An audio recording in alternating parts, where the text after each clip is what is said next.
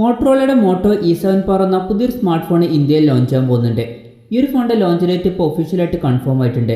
അതുപോലെ തന്നെ ഈ ഒരു ഫോണിൻ്റെ പേജ് ഇപ്പം ഫ്ലിപ്കാർട്ടിൽ വന്നിട്ടുണ്ട്. അതിൽ ഈ ഫോണിൻ്റെ മിക്ക സ്പെസിഫിക്കേഷനും കാര്യങ്ങളും കൊടുത്തിട്ടുണ്ട്. ഇനി കാര്യമായിട്ട് അറിയാനുള്ളത് ഈ ഫോണിൻ്റെ വില എത്ര ആയിരിക്കും എന്നുള്ളതാണ്. ബാക്കി മിക്ക കാര്യങ്ങളും ഫ്ലിപ്കാർട്ടിലുണ്ട്. അപ്പോൾ ഈ ഒരു വീഡിയോയിൽ നമ്മൾ നോക്കാൻ പോകുന്നത് മോട്ടോ E7 Powerൽ എന്തൊക്കെ ഫീച്ചേഴ്സ് ആയിരിക്കും വരിക എന്നുള്ളതാണ്.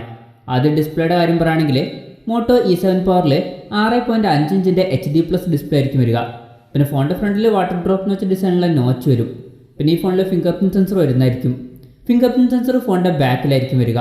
പിന്നെ സ്വാഭാവികമായിട്ട് ഈ പ്രൈസ് റേഞ്ചിൽ പ്ലാസ്റ്റിക് ബാക്ക് ബോഡി ആയിരിക്കും ഈ ഫോണിൽ വരിക. പിന്നെ പ്രോസസ്സറിൻ്റെ കാര്യത്തിൽ ഈ ഫോണിൽ ഒക്ടാകോർ പ്രോസസ്സർ എന്നാണ് കൊടുത്തിട്ടുള്ളത്.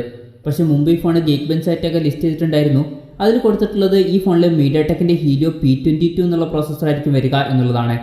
ഇത് ഒരു എൻട്രി ലെവൽ പ്രോസസ്സറാണ്. പിന്നെ ഈ ഫോണിൽ 4 GB റാം വരുന്നതായിരിക്കും. അതുപോലെ തന്നെ 64 GB ഇൻറ്റേർണലും വരും. ഈ ഫോണിൽ LPDDR4Xൻ്റെ റാം ആയിരിക്കും വരിക. അതുപോലെ തന്നെ eMCP സ്റ്റോറേജ് ടൈപ്പ് ആയിട്ടായിരിക്കും ഈ ഫോൺ വരിക. ഈ ഫോണിൽ മെമ്മറി കാർഡ് യൂസ് ചെയ്തിട്ട് 1 TB വരെ നമുക്ക് മെമ്മറി എക്സ്പാൻഡ് ചെയ്യാൻ പറ്റും. പിന്നെ ഈ ഫോണിൽ 2x2 MIMO നെറ്റ്വർക്ക് സപ്പോർട്ട് ചെയ്യുന്നതായിരിക്കും. ഈ ഫോണിൽ 3.5mm ഓഡിയോ ജാക്ക് വരുന്നതായിരിക്കും. സോഫ്റ്റ്വെയറിൻ്റെ കാര്യം പറയുകയാണെങ്കിൽ ഈ ഫോണിൽ ഏകദേശം സ്റ്റോക്ക് ആൻഡ്രോയിഡിന് അടുത്ത് വരുന്നൊരു എക്സ്പീരിയൻസ് ആയിരിക്കും നമുക്ക് ലഭിക്കുക. പിന്നെ ക്യാമറയുടെ കാര്യത്തിൽ ഫോണിൻ്റെ പിന്നിൽ ഡ്യുവൽ ക്യാമറ സെറ്റപ്പ് ആയിരിക്കും വരിക എന്നുള്ള കാര്യം കൊടുത്തിട്ടുണ്ട്. അതിൽ മെയിൻ സെൻസർ 13 മെഗാപിക്സലുമായിട്ടായിരിക്കും വരിക. പിന്നെ രണ്ടാമത്തെ സെൻസർ 2 മെഗാപിക്സൽ സെൻസർ ആയിരിക്കാനാണ് സാധ്യത. പിന്നെ ഫ്രണ്ടിൽ 5 മെഗാപിക്സൽ സെൽഫി ക്യാമറ വരുന്നതായിരിക്കും. പിന്നെ ഈ ഫോണിൽ 5000 mAh ബാറ്ററി ആയിരിക്കും വരിക. ഇത് എൻട്രി ലെവലിൽ വരുന്ന സ്മാർട്ട് ഫോൺ ആയിരിക്കും. അതുകൊണ്ട് തന്നെ ഫാസ്റ്റ് ചാർജിംഗ് ഒക്കെ സപ്പോർട്ട് ചെയ്യാൻ സാധ്യതയില്ല. മിക്കവാറും ഈ ഫോണിൽ 10 വാട്ടിൻ്റെ ചാർജർ ആയിരിക്കും വരിക. പിന്നെ Type-C ചാർജിംഗ് പോർട്ടുമായിട്ടായിരിക്കും ഈ ഫോൺ വരിക.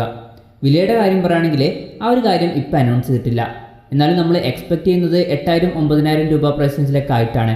പിന്നെ ഈ ഫോൺ ഫെബ്രുവരി 19 ഇന്ത്യയിൽ ലോഞ്ച് ചെയ്യുന്നത്. ഫ്ലിപ്കാർട്ട് വഴിയായിരിക്കും ഈ ഫോണിൻ്റെ സെയിൽ നടക്കുക. എന്തായാലും ഈ ഫോണിൻ്റെ ലോഞ്ചിന് വേണ്ടിയിട്ട് നമുക്ക് വെയിറ്റ് ചെയ്യാം.